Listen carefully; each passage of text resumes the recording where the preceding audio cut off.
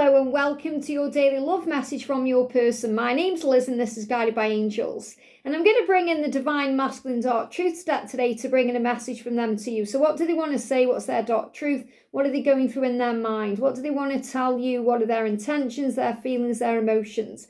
And if you would like a personal reading with me, you can reach out to me at guidedbyangelsxo@gmail.com. So thank you, angels. What do they want to say to you today? They give me fear. Wow. So they may be in fear of talking. They may be in fear of expressing themselves right now. And this may well be why it's not quite the right time. You know, in the early reading, we connected with that. They see a future with you. You see a future with them. You know they need to free themselves up. They're tying up loose ends, dealing with things. So I feel it may not be the right time for them to reach out, even though they want to and they miss you and they are feeling that urge, and I know you'll be feeling that too. They may be holding themselves back for the right moment. So have faith in that moment because God will create that for you. So what do they want to say to you today? What's on their mind? So I definitely feel there's lots of thinking going on and lots of merging together in the 5D realm, dreaming of each other, feeling the heat, maybe some tears coming up. I'm feeling that as well, some emotion. So, you know, there's things they want to say. I feel there's some more cards, though. There's some more things, that they want to say. So that's the card. So let's see what's going on there. I'm realising. So in this time they have right now, whether it's silent times, no contact, or they're just having a little bit of contemplation time, they are realising so many things. Things about their life, things about you, things about the connection with you, the way they feel about you, things about things they need to face up to and change. And they're saying, I realise now that I have blocked our union. I have blocked it. Now, whether that's actually them creating a block, which means pressing the block button or deleting your number or deleting their way of contacting you or creating a wall or just them pushing you away. You know, pushing you away can also be the way they block you because they push you away and they shut you out and they shut down and they won't speak and they just disappear.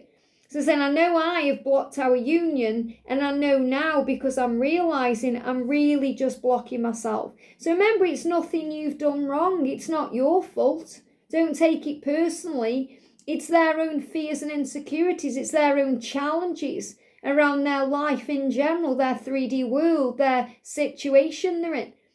They've blocked you sometimes because they struggle to face that. So they go within to do that. They have time to do that. And sometimes your light is so bright, it's overwhelming. The feelings they have for you, the intensity of the connection is so overwhelming, they don't know what else to do. So they're saying, I'm realising now that I was the one who was blocking things. Now, understand this. When twin flames are ready for union, twin flames come into union. So this is their perspective, remember. This is what they want you to know today, based on what they are thinking and what they are feeling and what they are going through. Now, this doesn't mean that they are the ones that have got to change everything and you're just sitting there waiting for union, because you'll be doing your work too, understand that. Okay, there's things that you will be realising right now and things you will be dealing with within your own journey and within your own emotions and your own healing and the wounds you're dealing with. Otherwise, you would be in union right now. So recognise that when they are realising things, you're realising things because you are mirrors. So they are saying, I've blocked our union and I know I'm blocking myself. So they are starting to realise that the only thing they are doing when they are pushing you away or keeping you at arm's length or not communicating with you is hurting themselves. Yes, it's hurting you, but remember you have a choice whether you allow it to hurt you or you allow it to grow you and heal you and empower you. And you can work on your own wounds and your own self through that, you know, recognising that when they seem to be ignoring or ghosting you, you are seen and you are loved and you are understood. And you recognise that within yourself through self-love and self-care and healing your inner child and giving back to you and filling up your own cup and being the source of your own happiness and your own joy. And when you focus on that bliss, it opens doors. So you don't take it personally, you rise up. And I know it's hard to do. That's why it's something we learn, something we have to go through to understand it, which is liberating. But from their perspective, they are saying, I'm realising that I've blocked our union by pushing you away. And I'm so sorry I've done that. I want to change it. I want to fix it. So I feel this is also them realising they've got to unblock you if they've blocked you on social media, They're working out how to approach you if they've cut contact with you. They're working out what to say if they're in silence. And planning. Yeah, this is exactly what they're doing. So they're realising and the planning. I want us to get together in person. Now, we spoke about this. This is what they've been dreaming about. This is what they are planning to do. I want us to get together in person. Now, many of them will fly to you, or they will travel to you to do this. And this is on their mind. I want to come to you to be with you in person. So understand this. This isn't just about them sending you a message or unblocking you on social media or ringing you up on the phone. Or this is about you having a real interaction in person. And I'm not talking about through online communication like a video call or, Zoom or something like that, Facebook Messenger, whatever it is. I'm talking about sitting in the same room, looking into each other's eyes, being in the same energy. I want us to get together in person. I'm just afraid of messing it up with my stupid behaviour. So they are saying, it was stupid of me to block you.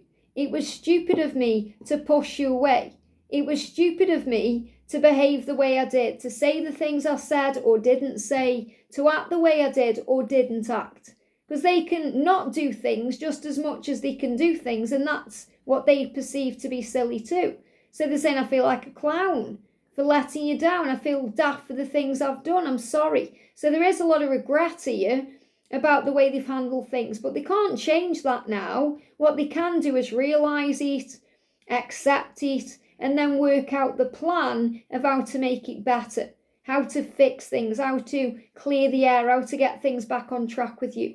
And that's really their plan. So their plan is, now that they've realised where they've gone wrong or what they've done, they're now planning how to make it better, which is to come to you. So again, there's this energy of movement, and you're going to sense this, you're going to feel this, you're going to be guided to signs about this because they're on the way. This is why you see eagles and you see number sequences like 555 or 777, because it's a sign they're on the way.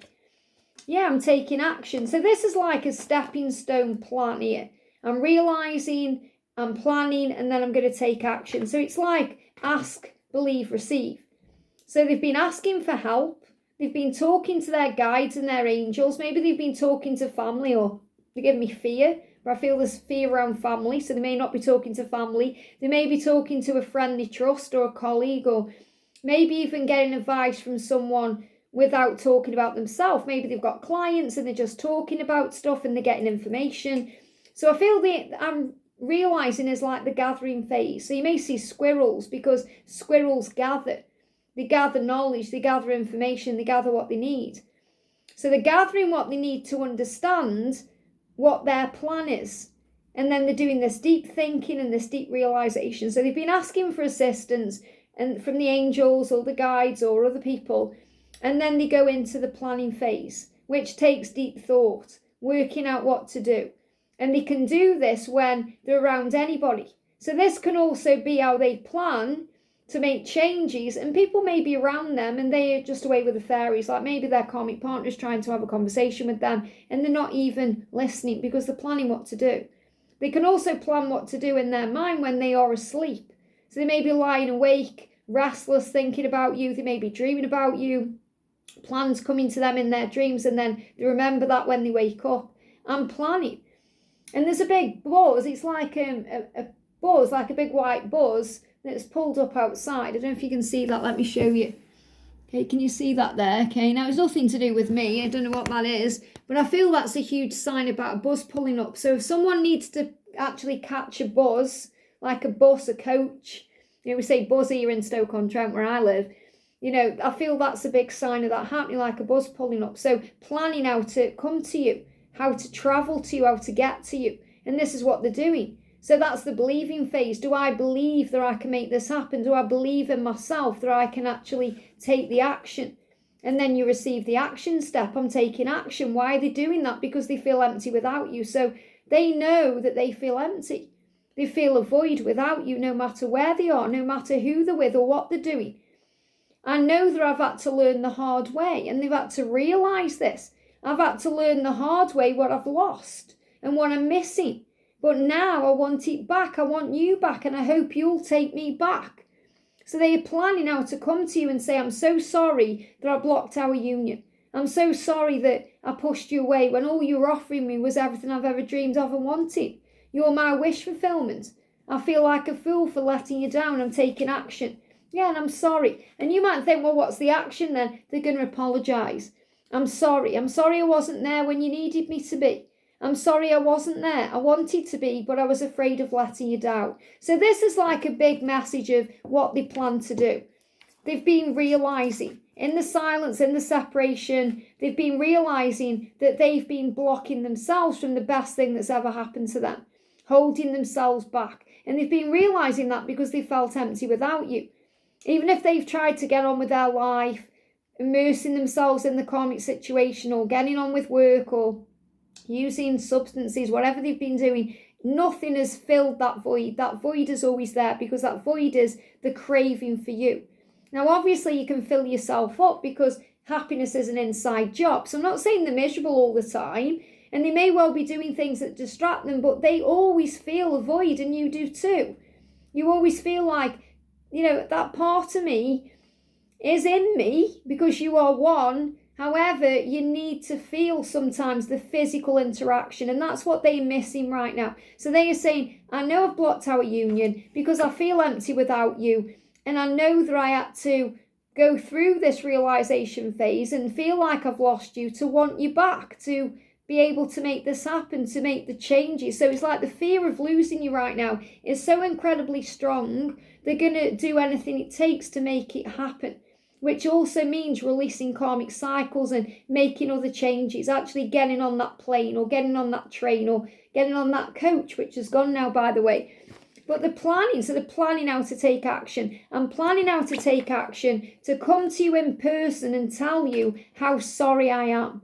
I'm sorry I am that I let you down, that I wasn't there for you when you needed me. But remember, if they weren't there for you at a certain time or event or when you thought you did need them, you learned through them not being there how strong you are. That's why it also happens in spiritual truth. So you could perhaps find your faith in God, or maybe even reconnect with a loved one, or spend time with your family, whatever you needed to do. And that could be if you lost someone, if you went through a grieving, or if you went through a big change at work, or if you went through something within yourself, some kind of physical thing. Whatever it was, they wanted to be there, but for whatever reason, they had to stay away to teach you faith and to realise that they should have been there, or they should have tried to be there.